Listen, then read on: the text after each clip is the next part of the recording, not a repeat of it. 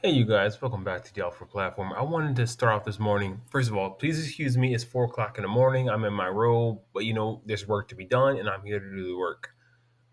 So San Francisco's real estate market is crashing, and no one is talking about it. So we're going to get into this article today that was released recently. It says once the West Coast crown jewel, San Francisco real estate market is crashing. San Francisco, once the crown jewel of the West Coast, is now teetering on the brink of collapse, and it seems like nobody is sounding the alarm. The city's housing market, in particular, has been hit hard over the past year, with prices plummeting and homeowners fleeing in droves. JP Morgan Chase CEO Jamie Dimon didn't mince words when he compared San Francisco's woes to those of New York City, calling the Bay Area in far worse shape. And here we have, pictures of homeless people sleeping on the streets. I've actually never been to San Francisco yet. I plan to go in the near future.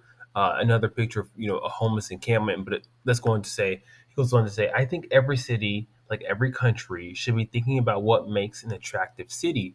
Diamond told Maria Bitteromo in an interview on Fox Business. It's parks, it's art, and it's definitely safety, it's jobs and job creation. It's the ability to have affordable housing. Any city that doesn't do a good job with will lose its population, excuse me. San Francisco is falling on all fronts, and in turn, its housing market is quietly crashing. Once luxurious properties are now listing and selling for massive discounts just to attract buyers.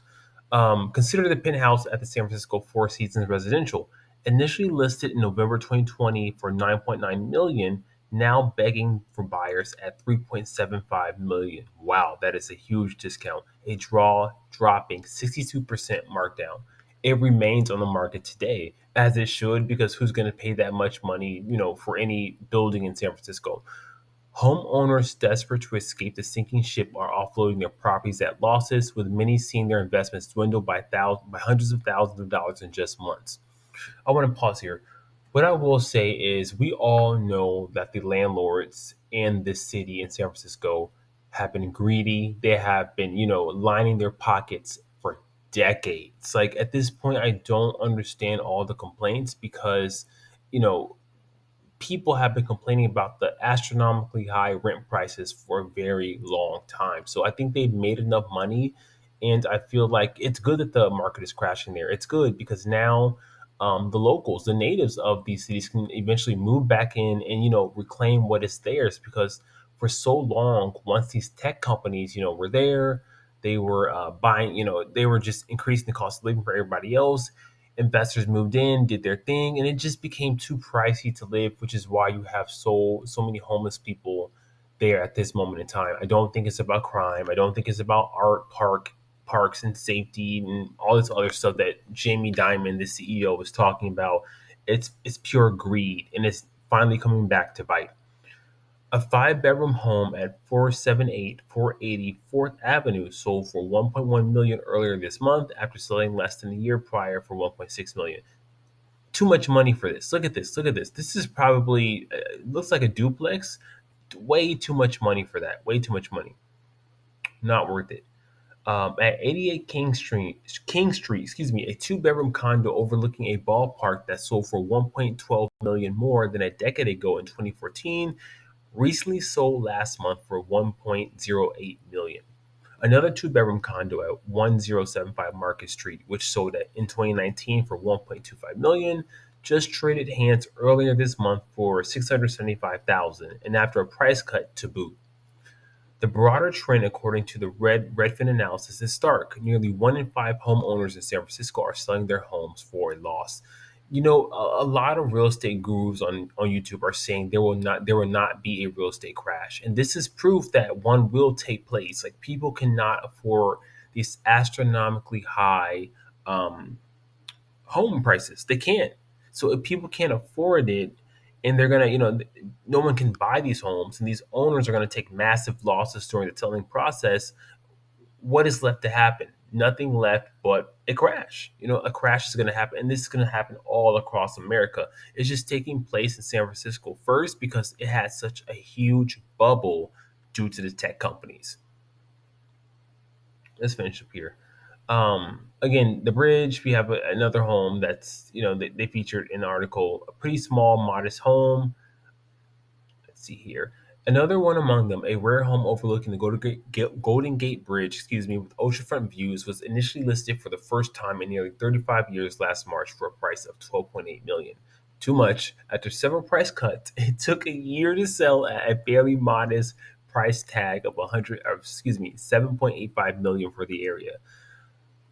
Do you guys remember during the pandemic, there were 0% interest rates on these homes? And these sellers were so greedy, like they were um, just persistent on getting their top dollar prices. They were persistent on not only getting the top dollar prices, but on making profit. And now you're seeing that start to crumble. They're getting desperate.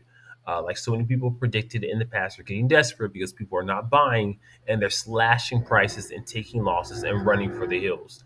The commercial sector isn't faring much better, with office vacancies soaring post pandemic, and the desperation is palpable, as evidenced by the recent sale of a property on Market Street at a mind-boggling 90% discount. If this happens, this keep happening, I will definitely look into buying a property in San Francisco. Like, just let it keep crashing a little bit more. I will definitely, look into buying a property, potentially move my husband and I there, or just, turn it into a rental. But let these markets crash. There should be no bailouts, no more bailouts. We've done enough of that. Let these markets crash. The building at 995 Market Street was acquired for just 6.5 million during a public auction last week. Beautiful place, beautiful place. Beach, nice hills, nature. It looks amazing. All right, moving on here. The previous owner had paid 62 million for it in 2018. Even retail giants are abandoning ship. In February, Macy's announced that it was closing its massive flagship store in San Francisco's Union Square. The year prior, Nordstrom had announced it was closing two of its stores over the deteriorating situation in the area. I think that's it for me. They're just talking about the mall. I'm going to get into some of these comments. Let's see what people have to say. I live in the area and have been saying this for a few years now. The city keeps saying it has fully rebounded since the pandemic, but it never did. And like it has so many likes because it's true. I have friends who bought a gorgeous condo in Chicago before the George Floyd situation and the summer of love and fire. They've lost a few hundred thousand in equity. Minneapolis is for sale too. Everything is shutting down and moving. Oakland is a war zone. So sad. I want to talk about the Chicago situation because my husband and I we do own real estate in Chicago, and we plan to buy more. So as we've been looking, I have noticed that real estate has gone down slightly in pricing. It's nowhere near um, the place that I would like it to be to buy, but we're slowly gearing up to purchase again in Chicago. And I think the Midwest is not going anywhere. As you see the climate start to warm up, the Midwest is going to be one of the only sources of refuge for people living in the USA. So we're going to keep investing in Chicago. I don't know why they brought up the George Floyd situation in the summer of love and fire. I don't get it. Like, what does that have to do? But all I know in Chicago is you do have high property taxes. Um, that is the main issue, just the increase in property taxes. But we're going to keep investing there. We've had a lot of success there, and we feel like it is the future. So Chicago, it is for me. It's a hot mess from every angle. San Francisco needs totally new leadership. I left at a loss, no remorse. Good riddance. Um, let's read one more comment. I'm gonna go after this. The second shoe to drop in San Francisco's housing collapse is the massive real estate tax increases coming for those remaining. Someone has to pay the cost of existing services, as it seems businesses and the wealthy are heading for the exits. Who knew it would be local Democrats fixing the housing affordability crisis? Do you guys remember when that Silicon Valley bank collapsed? I would think about a year and a half ago. I think that was the beginning of the end for this city. People really, it made national news. People, took attention to it, and they fled in droves. So if you have investors fleeing, it's just a matter of time before everyone else flees. The companies, the tech people flee because the money has dried up. The money has just dried up, and it should. Plus the cost of reparations. Like, please stop. Please, this is not a racial issue. This is about greed. This is about the economy. This has nothing to do with reparations. That's a totally different argument. The federal government will be responsible for paying uh, those of the sins of slaves. Reparations is not the city. The city may have passed some ordinance, but en masse, that has nothing to do with the high price of living in San Francisco, the high cost of housing, these tech giants taking on all these unnecessary financial risks, these banks collapsing there. So please don't make this a racial issue. All right, you guys. So, what do you think about the collapse of the housing market in San Francisco? Do you think it's just going to be a local thing and this is just going to happen in San Francisco? Or do you feel like we are about to witness a collapse on a national scale in terms of the housing market? Let me know in the comments below. Take care, you guys, and peace.